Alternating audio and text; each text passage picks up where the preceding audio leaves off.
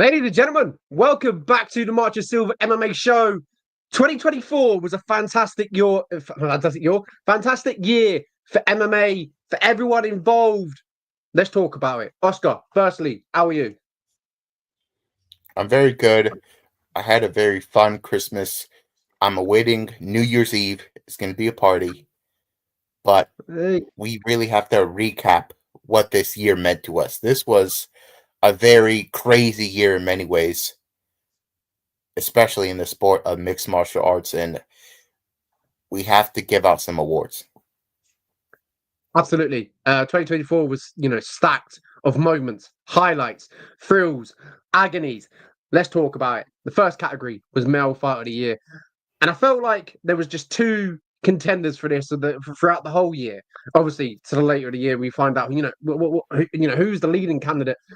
For me, it was just Ilia Topuria and Alex Pereira. I think that was the battle. That was the conversation. Who's it going to be, and what do you favour?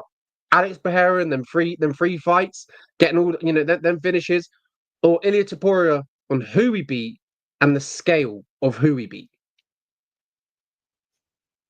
For me, I've always been a quality over quantity kind of guy. And in the case of Ilia Topuria, the quality is unmatched, honestly. What he did to Alexander Volkanovski, who at one point was seen as the number one pound for pound fighter in the world. He had only lost to the champion of a higher division in Islam Makhachev. So let me remind you that he was on a crazy run at featherweight. He had not lost at featherweight. So for Ilia Topuria to be the first man not only to beat him, but to knock him out in that weight class is remarkable. That alone is a huge accomplishment. And to turn it around and fight what many people would see as one of the best featherweights of all time as well, Max Holloway, a man known for durability. Not a single person in the history of the UFC has taken more strikes than Max Holloway. And he had never even been knocked down on paper. So, to knock that man out as well, that is unprecedented. You honestly cannot do it in a more impressive fashion than he did. So, for that, I have to give him the full credit. And in the case of Alex Pereira, he broke a record. Nobody else has defended the title 3 times in that rapid succession as he did. So, those giving him the award, I completely get it if you like to reward activity and entertainment value. But in my case, I like to credit in octagon success. But Lenny, just tell me how you see the layout of that argument.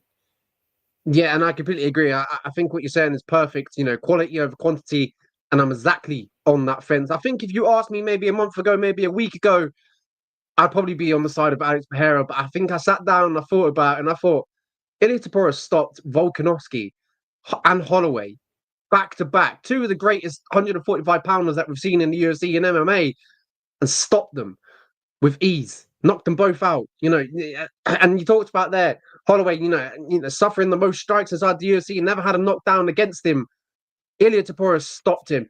I think it'd be crazy for me to not choose him. I think Alex Pereira has an argument, and we'll have that argument with the 3 fights, 3 finishes. He's done some great things for the UFC this year, pulling some strings. But for me, it's Topuria. I think his stock has absolutely went through the roof in 2024. He's a mega star for me inside MMA. And there's no doubt what Alex Pereira did was outstanding, but we have to be reminded of the circumstances. The circumstance was he fought Jamal Hill at UFC 300. Jamal Hill was a former champion, but for being completely honest, Jamal Hill was a circumstantial champion. He got the belt because the belt was vacant, and he had to fight the former champion Glover Teixeira, who happened to be one of the oldest men in the division. So I don't consider him the most legitimate champion out there. He never even defended the title. And then you talk about the year Prohaska win. It's not quite as impressive since we already saw it the year before. He already knocked him out the year before. There was a lot more emphatic that time, but year Prohaska was a pretty good champion, but also a guy who didn't defend the belt. So Those were wins over champions, but we're not talking Volkanovski Volkanovski Holloway champions. And then he moves on to fight Khalil Roundtree Jr. I love Khalil Roundtree Jr., but the man was ranked number 8 in the world at the time. The reason he got the title shot was because the UFC hates Magomed Ankalaev. Magomed Ankalaev, not known for being the most exciting fighter, Khalil Roundtree happens to be one of the most exciting fighters. So that's why he was able to defend the belt against a guy who was not even in the top 5. So if you ask me, could Taporia go out there if he wanted to and knocked out the number 8 guy easily? For sure. He could have done it if he wanted to, but he's not huge on activity. So that's the reason it didn't happen. Taporia is completely capable of doing that, but I have to reward the wins over not only champions. These aren't your ordinary champions. These are 2 of the best fighters we've seen, period, regardless of division. So that's why I have to reward it to Ilia Topuria, the fighter of the year. Yeah, Volkanovski, one of the best mixed martial artists I've ever seen, grace that. Obviously, Octagon. The way Volkanovski can mix it up, wrestling, striking, his chain wrestling, everything about it is fantastic. So a fantastic year for Ilia Topuria. I'm just interested to see what they do with him in 2025, what he wants to do in 2025. I believe that step up to 155 pounds is what he's looking at. Interesting. I was quite surprised with that. I probably would have liked to have seen him stay at 145 pounds, just that tad a little bit longer. Yeah, I hate this new era of guys that want to move up immediately. Conor McGregor started it, but he happened to be the biggest star in combat sports at the time. That's why he had that privilege. I don't think these guys should have that privilege these days. I say you got to do at least 3 title defenses before we start talking about moving up. And in the case of Islam Makhachev, he's starting to earn that privilege. Yeah, Jordan Little just put in a comment in Instagram live. You could argue Volk was in the worst position in his career and rushed back against Topuria, and that I agree with. I think getting knocked out against the Makhachev, that big knockout, and then coming back against a heavy hitter like Topuria, it was destined to be unsuccessful, and I agree with that 100%.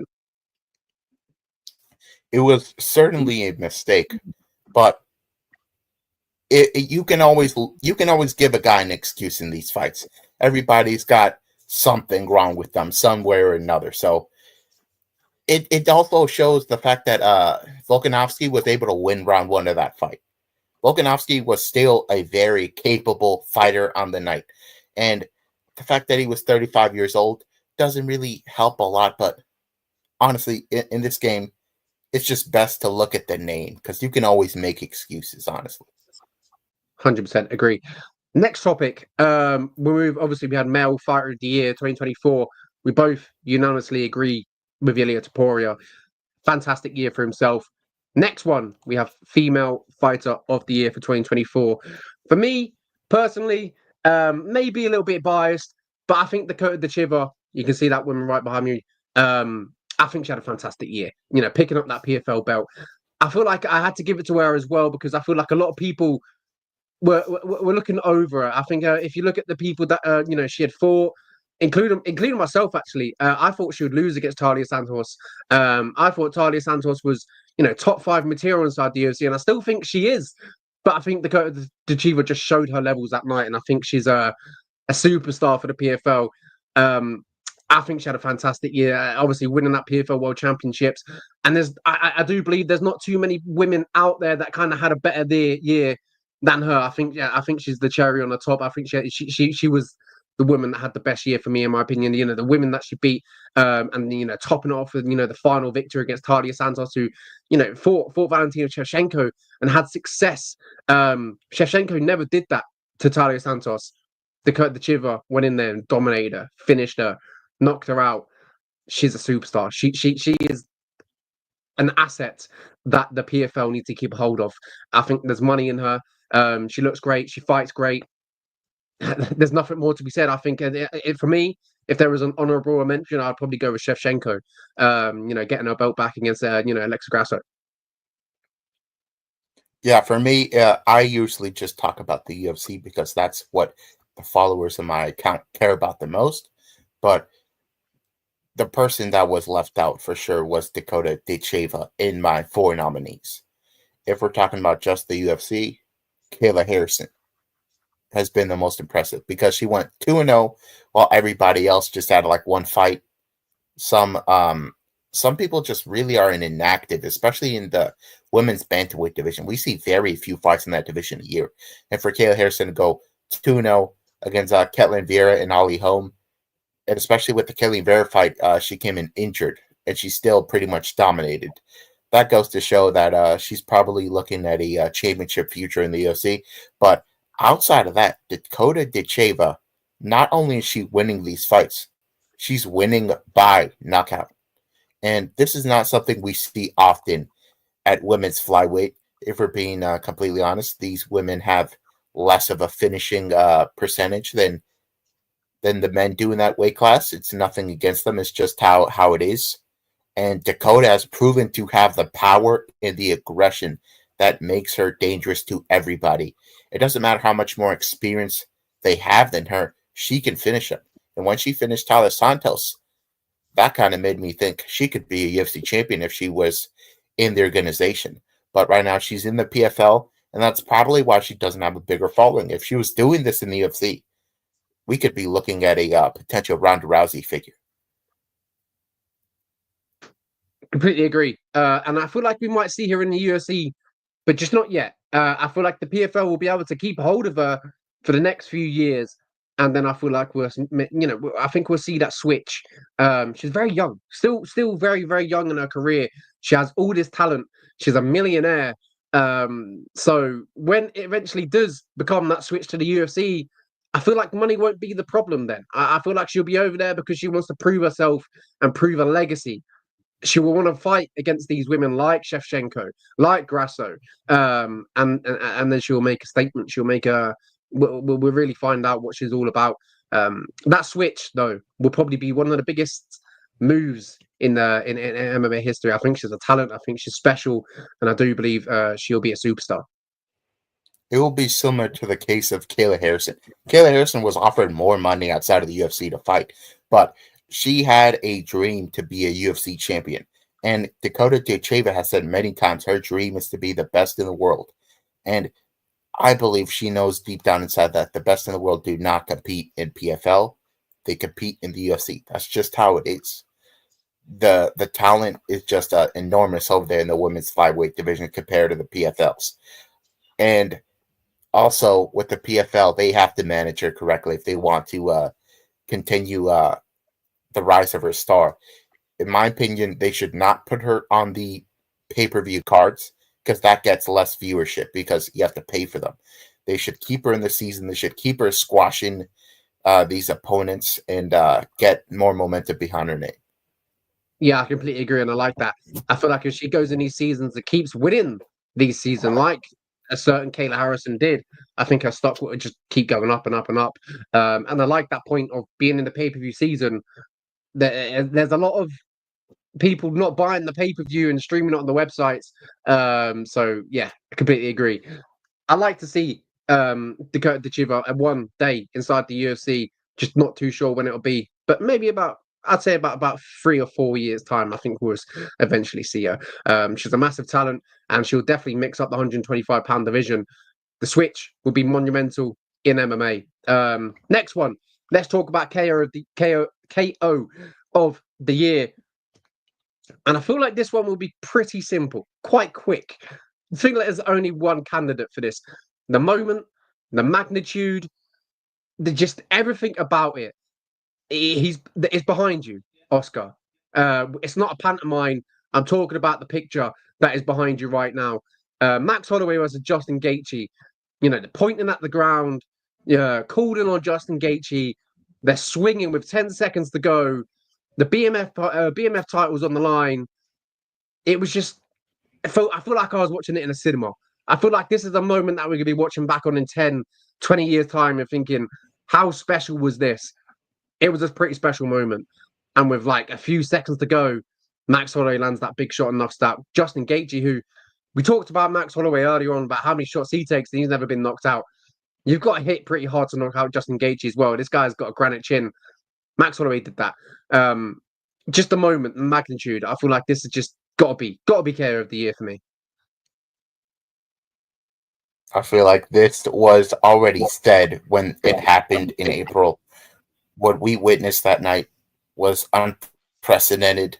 A man deciding to risk it all in the last 5 seconds of a fight that he was ahead in, and he goes toe to toe with one of the most notorious power punchers in the history of the lightweight division. And let me remind you that Max Holloway was a featherweight moving up. He was a featherweight that is known for not having this crazy punching power. He has to land an accumulation of strikes. And for him to land the perfect combination and flatline Justin Gaethje, who is another individual who is known for durability, only been knocked out a few times. For Max Holloway to knock him out like that. And it was so violent, too. The way that Justin Gaethje fell, it was so dramatic. Honestly, there's just not a more shocking moment I've had this year as a fan. I was screaming at the top of my lungs like I just saw a ghost. I couldn't believe what I was seeing. And there's not been many moments I can point to this year or any other year that have gotten that much emotion out of me. Yeah, it was a special moment, a special victory. As I said, I think we're going to be looking at this moment, this highlight for 10 years to come. It was just spectacular. Everything about it. Max Holloway, a legend. Justin Gaethje, a legend. Max Holloway, obviously, eventually will be in the Hall of Fame. Justin Gaethje possibly as well could, reach that feat. Everything about it was, great. The two men that were, fighting in that octagon. It kind of felt like I was, we were back in the gladiators era. These two were gladiators, and they were going toe to toe for our entertainment, for our money. And man, did they produce a moment. Max Holloway has produced a lot of moments in his last few years, in his last career. So has Justin Gaethje. I feel like we're always talking about Justin Gaethje when it comes about KO of the year or fighter of the year or knockout of the year. It's called the highlight reel for a reason. Justin Gaethje is an absolute living legend. I feel like this is definitely undisputed, unanimous decision. KO of the year. It has to be Max Holloway versus Justin Gaethje, which was a fantastic event in itself as well. Yeah, I'm gonna have to agree with you. There's just no other fight that you can point to this year that is gonna define the year like this. We can talk about fight of the year later, but this is being left out of the conversation a lot. And a lot of people were saying that the fight wasn't that good before the knockout. Well, guess what? The knockout was part of the fight, so you have to give the fight its respect, honestly. And this just really was the peak of UFC 300, which we'll talk about event of the year later, but one of the stellar events of the year. All it takes is 10 seconds to light up the world, light up the streets, light up to superstardom. Just ask Joaquin Buckley with that knockout against Impa Sanyai. That helped his career boost in multiple ways. This one, Max Holloway was just, he was a superstar heading into this one, and this moment just solidified his career. And I feel like when he eventually goes into the Hall of Fame, that highlight reel with Max Holloway is going to be absolutely filthy. I'm looking forward to that one. My honorable mention was Vinicius Oliveira versus Sopaj. The flying knee up against the fence. For me, nasty work, nasty piece of work. Fantastic connection, great timing. If you're going to think of another knockout that is up there, Oscar, which one is on your mind? So two Ilia Topuria knockouts this year. I hate to be this big Ilia Topuria glazer on today's show, but how can you not? He knocks out Volkanovski, knocks him out cold, mind you, in right in front of Mark Zuckerberg, who was his cornerman that night. Zuckerberg looks like he saw a man die in front of him, and so dramatic, so vicious, and it really showed that power that Topuria had. And then he goes on to knock out Max Holloway as well. So those two knockouts for me were also two of the biggest jaw droppers because of the men that were getting knocked out. Absolutely, a special year for Topuria, but a special year for Max Holloway. I know he just lost to Ilya Tapora, but nothing writes that away. The knockout was special, and nothing can take that away from him. Submission of the year in 2024 for me. I went a bit left field. I went a bit left wing. I went out of the pocket a little bit. I went for Stevie Ray versus Lewis Long. For me, it was quite special watching because it could have been Stevie Ray's last fight, and they recently just announced that may well have been his last fight. And for me, the moment, it could have been his last fight. It was in Glasgow. He's headlining, hometown favorite, and he got him with the Scottish twister. I don't know whether you've seen it before. Obviously, he got it with Anthony Pettis, but this is the second time, or maybe the third time, that he's achieved this submission.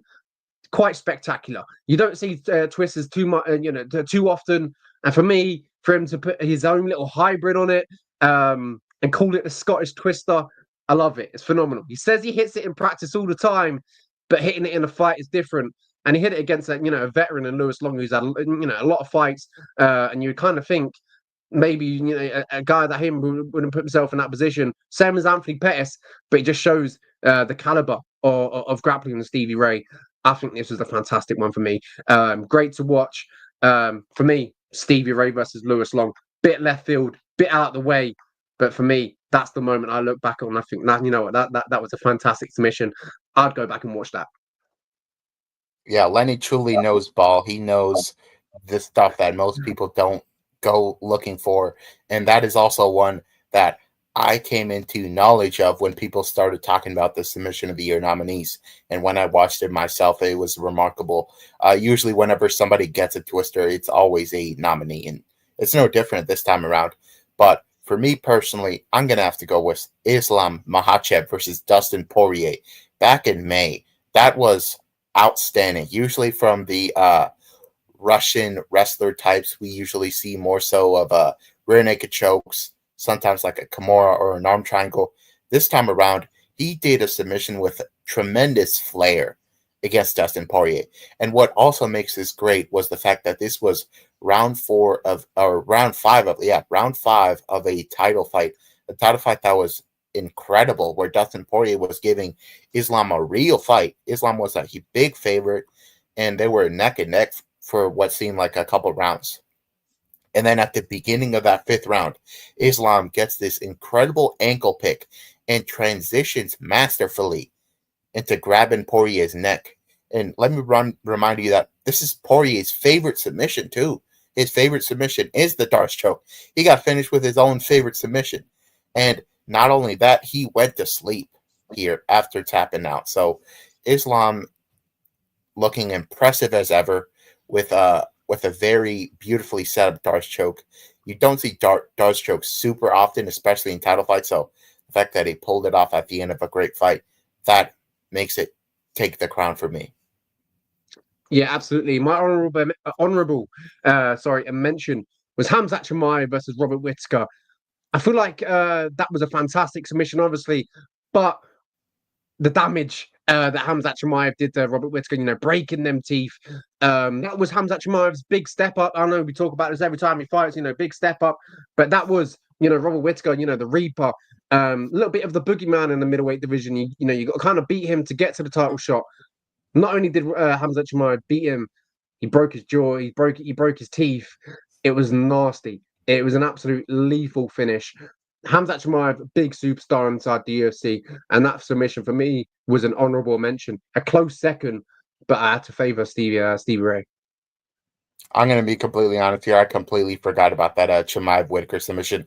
I nominated it myself, but I was not checking, and I was just so in love with that Makhachev submission. But you're right. Honestly, the Chimaev Whittaker submission is actually my top submission of the year. Not because it was super fancy or whatever. It was the fact that we had a man's jaw broken in the octagon with a submission. It was a face crank, and Whittaker tapped really quickly. And I didn't know his jaw was broken at first. So I was very shocked. But when I learned that his jaw was broken, it took out some of his teeth. It just added to the brutality. And it's going to be one of these notorious submissions that we're talking about when we talk about the viciousness of Khamzat Chimaev. Yeah, completely agree. Everyone's seen that picture of the teeth of Robert Whittaker. Yeah. It is absolutely lethal. Anyway, fantastic submission from both men, Stevie Ray, Hamzat Chimaev, and the one you're talking about, Islam Makhachev as well. That was, the moment of that was, great. The fight upon itself was great as well. But yes, I'm Stevie Ray. You've changed yours to Hamzat Chimaev. Breakout fighter of the year. For me, I feel like I had a few nominees for this one. There were some spectacular breakout fighters of the year. I'm talking about, Lewis McGrillen. I know Katrina Fisher was here in the comments. She's had a great year. 5-0, won a Rise and Conquer amateur belt. It would be rude to not to have her at least in the list for me personally. Anyway, probably a little bit biased, very biased. I must admit. Katrina Fisher was, had a great year. Lewis McGrillen had a great year. Hockley Buckley had a great year. But for me, it was Kennedy Freeman. For me, she had a fantastic year. Cage Warriors returning back to MMA, 3 wins, 3 finishes, and to top it off, at the end of the year, she gets the call up to the UFC. I felt like for me, it was a no-brainer. The way she did it this year, and lucky enough, I had the pleasure to watch all the fights in person. In the rows, and just the atmosphere that she brings and her crowd brings is electrified. It's great. She gets this music going, and for you Americans, when you see her debut inside the UFC, it's called techno. You'll understand what I mean by that when she debuts. You will love it. It will get you bouncing, and she's a superstar. She will be a superstar. She has the backing of that second name, but she'll make her own name when she's inside the UFC. For me, it was Kennedy Freeman without a doubt. Picking up that Cage Warriors bantamweight title at the end of the year was just a nail on the head for me. I feel like there was no other option. I do know what a techno is, by the way. It's not the most popular thing over here, but for the people that enjoyed, I'm one of those people, and you are not alone here in the U.S. Also, if we're talking about the UFC, there's just so many candidates. It's very hard to choose, but I'm going to talk about the man who went from fighting an unranked fighter to now having a title shot to start off the year. That man is Umar Nurmagomedov. Umar Nurmagomedov, he debuted in 2020. Everybody was always talking about how he was a future star, future contender, but for a while there, nobody wanted to fight him. And nobody really gave him much attention. But it all changed when he started just destroying guys left and right. He knocked out Raoni Barcelos, choked out Brian Kelleher. And he earned himself a ranking, sure, but he had to fight an unranked guy early in the year. He got dropped early in that fight, but he still dominated the remainder of the fight. I think he had over 10 minutes of control time and landed over 100 strikes. He bounced back greatly in that fight, and then he went on to fight Corey Sandhagen in the main event in Abu Dhabi. That fight showed us that he's the real deal. I see a lot of slander of Corey Sandhagen these days because this is a guy that never got to fight for the undisputed title. He fought for the interim title against Peter Yan, but he's always been one of these guys that unfortunately does come up short. The TJ Dillashaw loss by split decision, the Aljamain Sterling submission loss. But do not get me wrong, this is one of the cleanest, most technical strikers in the division. On the right night, he could win decisions against most of the division. So you have to give him his credit. And he stayed in the top 5 for almost 5 years now. So the guy is legit, and Umar Nurmagomedov went out there on the feet he was winning, and then when he wanted to, he got takedowns and was able to get a little bit of control time there. That got him that decision victory, and that got him finally into the top 5, finally getting a title shot. So that's the true breakout moment there. When you fight your first guy in the top 5, everybody finally gives you your respect, because the whole discourse around Umar, similar to with Islam, they're like, who's he fought? Who's he beat? And people ignore the fact that nobody wants to fight him. Everybody is saying no because there's nothing to gain from beating this guy, because he hasn't beaten anybody yet. So the fact that a guy finally gave him a chance and he shined, got a title shot, that's the breakout fight of the year right there. Absolutely. Some great selections. I'm good with Kennedy Freeman. I like that pick. I feel like we're going to see a lot of work with her inside the UFC in 2025, and I think that will start in London. Don't quote me on that, but I feel like that's the best move for the UFC. I think if we get her to debut in London in March on a UFC fight night, I think that's the perfect place for her. I like Umar Nurmagomedov, and I like that pick as well. He gone on to fight for a championship soon against Merab Dvalishvili. The toughest test I feel like Merab in terms of who we got in that division, a fantastic one. I'm looking forward to see how they get on. For me, honourable mention would go to Joaquin Buckley. I think he's had a fantastic 2024, beating Colby Covington, knocking out Stephen Wonder by Thompson. For me, great year for himself. Couldn't have gone any better. The win over Colby Covington, obviously, the cart itself, etc. Blah blah blah. But I still feel like he was on his way to victory in that one. Fantastic for me. Oscar, what's your honourable mention? My honorable mention here, it's very tough, but I would have to say probably Anthony Fluffy Hernandez here. Anthony Great year. Fluffy Hernandez. This is a guy we were supposed to have on the show. He kind of no-showed us, but no hard feelings there. But this is a guy who was trapped in the mud for a very long time. He was not the most active guy, but whenever he did compete, he would look like a wrecking ball out there. What he did to Marc-Andre Barrios, slamming in on his head, then getting a TKO finish. He was looking like an animal out there. And then he fights a guy in Roman Kopylov, who was on this great run at the time. He was knocking everybody out. He chokes him out in round 2 in May on that Islam Poirier card. And then he turns it around. His first main event, mind you, against Michel Pereira, who was looking like an unstoppable force at middleweight. He was getting like these 2-minute finishes. And then he punishes him for 5 rounds straight. This was not a competitive fight. He ragdolled him. He made him miserable. And if I'm not mistaken, he got that 5th round finish in that fight. That was a mauling. So for me, a guy getting his first main event, cracking the top 15, that's a breakout fighter right there. He's a guy that has the skills to compete for a title. Absolutely agree. I'm looking forward to see how it all plans out for everyone in 2025. It's going to be a great year. I feel like the UFC say this every year. It's been a fantastic year, the best year to date. How are they ever going to top that? I feel like they top that every year. I think that every year they're getting better, they're getting bigger, they're getting wider. The scope of everything about the UFC is just. I feel like everyone's getting to terms with how great the UFC is. I feel like 5 years ago, I feel like we only had the hardcore. Now we've got loads of casuals, which is totally fine. It's just like it's becoming massive now inside the UFC. I'm excited to see how 2025 all plans out. Whether Turkey, Alex Sheesh, or that Indian family get involved and make some stuff happen. Who knows? Fight of the year in 2024. Oscar, I'm pretty sure I know who you got for this one as well. I think it's a double nominee, a double award winning for yourself. Usually you would be correct there, but the competition is outstanding here, and I'm actually going to throw a curveball at you.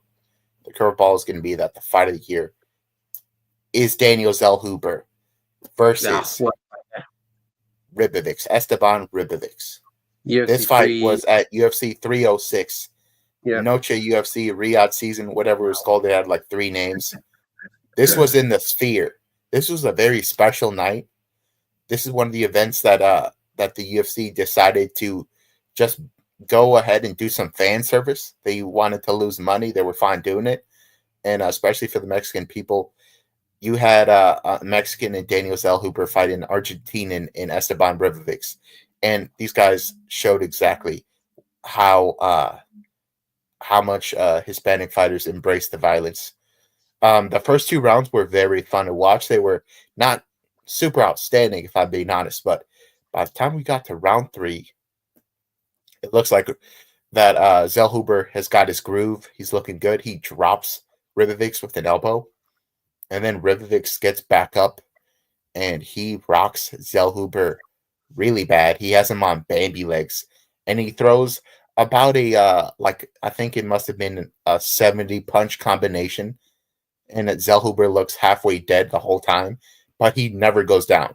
And I'm in complete awe. And then Zellhuber starts throwing back himself. Let me just shout out the referee that night, if I'm not mistaken. It was it Keith Peterson, or was it I forget who it was, but or is it Jason? I can have a look for you.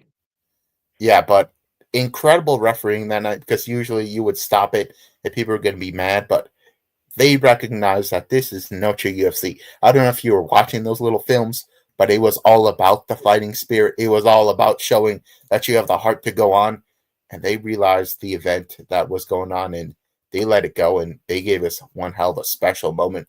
And both guys, they, they want to fight for the belt, but they realize that this was special, and they want to have a rematch someday because they know it'll create more special moments for us. So, in terms of complete violence, that was the fight that I'm going to remember the most.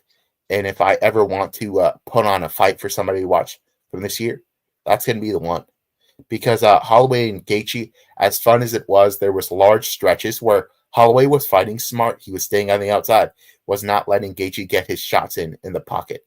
And this was the complete opposite. They went in the pocket for a large periods of time and had a fantastic fight. Absolutely agree. According to Topology, the referee in charge of that night and that fight was Jason Herzog. Correct. Yeah, Jason Herzog. Jason Herzog has had some very up and down moments. If you remember the Jared Kennedy or Nasruddin Imava fight, that was a very controversial stoppage where he stopped it in round 4 when a Kennedy was on his feet throwing back. So I think he took that criticism to heart, and he changed things come UFC 306. Absolutely agree. For me, my fight of the year, and I feel like there was only one choice for this one, as being like a fan of all these different promotions, PFL, Octagon, European MMA this year was fantastic. The fights that Octagon put on, the events that Octagon put on, some of them were spectacular. We had 40,000 seat stadium events. If we were doing event of the year, I'd probably have Octagon up there for their event of the year. They had one at Eden. They had one at Frankfurt Stadium, but we're not talking about that. We're talking about Fight of the Year 2024. And for me, that was Lewis McGrillen versus Dean Garnett. Absolute wild fight. If you want to get anyone to be a fan of MMA, you put this fight on. You make them watch Lewis McGrillen versus Dean Garnett. A total of 14 knockdowns. It's ridiculous. If you have a spare 15 minutes and have never watched this fight, I recommend you go put it on. You will be on the edge of your seat, losing your shit. Fantastic fight. One of the best fights I've ever seen in my life. And it couldn't happen to a better bloke in Lewis McGrillen, who then went on to go win the PFL European Championship a few months later. Special talent, special superstar in this side of the world. For me, that was it had to be. It was that top of my head. When I thought of this fight of the year, ping, it was straight away Lewis McGrillen versus Dean Garnett. There was nothing else on my mind that I thought, wow, I want to go back and watch that. That one is the one I would go back and watch 100 times, 200 times, 300 times in my sleep. I'm hoping to have dreams of that. It was that great. Everything about it, the atmosphere, it was great. Oscar, have you ever watched that fight? If you do, please go watch that fight. So I've not seen the fight in its entirety, but the PFL did put out a highlight reel of every single knockdown, and I couldn't believe what I was seeing here. It almost looked like it was like it was fixed almost the amount of knockouts that there were in that fight. It's almost like two people playing UFC. It's ridiculous. Yeah, unreal, unbelievable, and I've been inspired to watch the fight in its entirety. Now that you bring it up, and if I'm not mistaken, it's free on the PFL YouTube channel. So if anybody wants to wait after the stream and go watch that fight, I say go ahead and do it, because you're going to see unprecedented violence. And I guarantee you will like Lewis McGuillen as well as a fan. Great talker, one of the funniest human beings I've ever seen in my life. And my honorable mention was going to be Holloway versus Gaethje, and I had that, but then I started to think about it a little bit more. And I heard what you said, a couple minutes ago about it, and I was like, I kind of agree. And Max Holloway was kind of picking at Justin Gaethje in that fight a lot. And I had to kind of back and look at, and what was a bit of a wild fight. I had Zellahub up there as well, Rubovics. Dustin Poirier versus Benoit Saint Denis. I feel like was a great shout as well. So I'm going to go for my honorable mention is the Poirier win against Benoit. Benoit Saint Denis. That was great. I also love Poirier versus Islam because that was high drama. But my true honorable mention. This is the fight that I don't know if many people acknowledge, but Miktabek Orlobai versus Mateusz Raumbeczki. That fight right there, my goodness. You thought that it looked like they were going to stop the fight because Orlobai's eye was completely swollen. He was definitely a blind man, half blind man that night. Blood was pouring down all around his face, looked helpless. And he almost pulls off a comeback in that fight because Raumbeczki so gassed from beating him up that he turned around. I would say that might have been like the most, like primitive, savage fight we've seen in the octagon this year from what those guys were doing. They were completely gassed, completely beaten, sore, and they were just going to war, especially in that round 3. Before that, it was pretty surprising to see how well Raumbeczki was doing because he was this big underdog. He had gassed out early in the year against Fajeda, and he turned around. So that's a fight I think everybody should watch as well. It was so violent. Yeah, some fantastic fights this year. We always talk about MMA can't get better each year.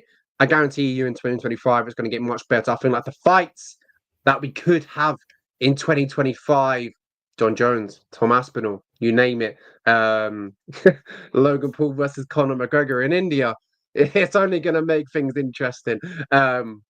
Anyway, next, Oscar, it's always been a pleasure to talk with you. 2024 has been an interesting year for the UFC, for MMA. How would you sum up? Yeah, so 2024 was a very, I would have to say it's a very up and down year for the UFC, if we're being honest.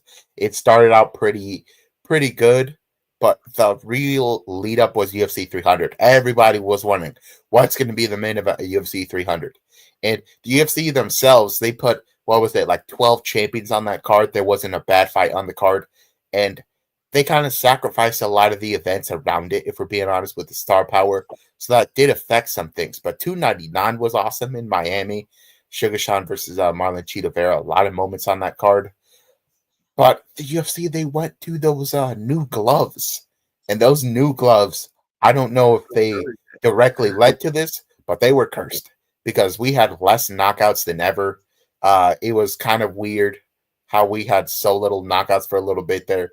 And then the UFC finally smartened up and they went back to the old gloves. And those old gloves work. We've been getting some crazy knockouts back and forth.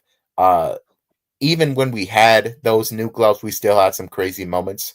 But this was really the year of Lex Pereira saving the UFC. Whenever the UFC needed a main event, they called up Pereira. He showed up and he destroyed somebody. And then Ilia Topuria had an amazing rise as well. And it just really was the year of the UFC trying to figure things out, especially with new markets and whatnot.